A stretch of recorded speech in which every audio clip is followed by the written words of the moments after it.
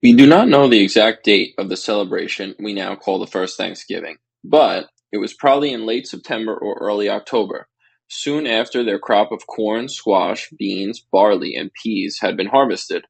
It was also a time during which Plymouth Harbor played host to a tremendous number of migrating birds, particularly ducks and geese, and William Bradford ordered 4 men to go out fowling. It took only a few hours for Plymouth's hunters to kill enough ducks and geese to feed the settlement for a week.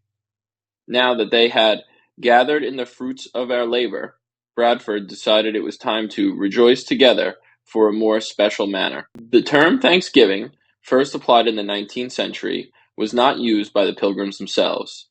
For the Pilgrims, a Thanksgiving was a time of spiritual devotion, since just about everything the Pilgrims did had religious overtones.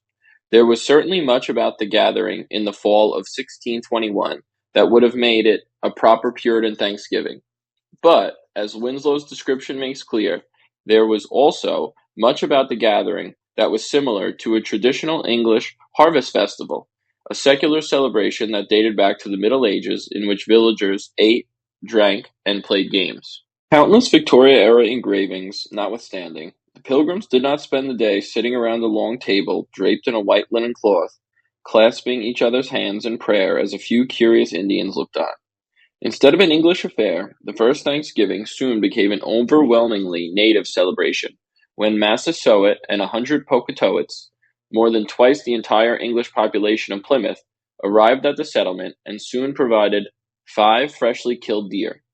Even if all the Pilgrims' furniture was brought out into the sunshine, most of the celebrants stood, squatted, or sat on the ground as they clustered around outdoor fires, where the deer and birds turned on wooden spits, and where porridges, stews into which varieties of meats and vegetables were thrown, simmered invitingly. In addition to deer and ducks, there was, according to Bradford, a good store of wild turkey in the fall of 1621. Turkeys were by no means a novelty to the Pilgrims. When the conquistadors arrived in Mexico in the 16th century, they discovered that the Indians of Central America possessed domesticated turkeys as well as gold. The birds were imported to Spain as early as the 1520s, and by the 1540s they had reached England.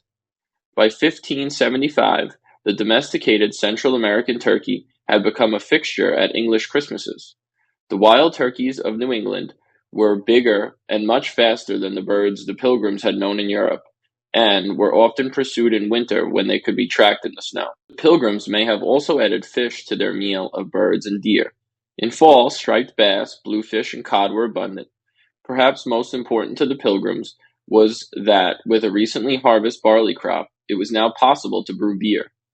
Alas, the Pilgrims were without pumpkin pies or cranberry sauce. There were also no forks, which did not appear at Plymouth until the last decade of the 17th century. Pilgrims ate with their fingers and their knives. The first Thanksgiving marked the conclusion of a remarkable year. 11 months earlier, the Pilgrims had arrived at the tip of Cape Cod, fearful and uninformed. They had spent the next months alienating and angering every Native American they happened to come across.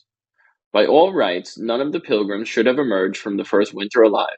Like the French sailors before them, they all might have been killed or taken captive by the Indians. That it had worked out differently was a testament not only to the Pilgrims' grit, resolve, and faith, but their ability to take advantage of an extraordinary opportunity. During the winter of 1621, the survival of the English settlement had been in the balance. Massasoit's decision to offer them assistance had saved the Pilgrims' lives in the short term, but there had already been several instances in which the Sachem's generosity could have all been for naught. Placing their faith in God, the Pilgrims might have insisted on a policy of arrogant isolationism, but by becoming an active part of the diplomatic process in southern New England, they had taken charge of their own destiny in the region. In 1620, New England was far from being a paradise of abundance and peace.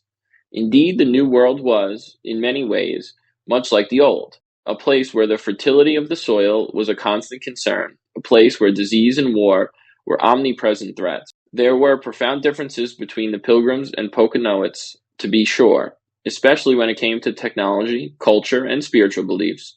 But in these early years, when an alliance appeared to be in both of their best interests, the two people had more in common than is generally appreciated today.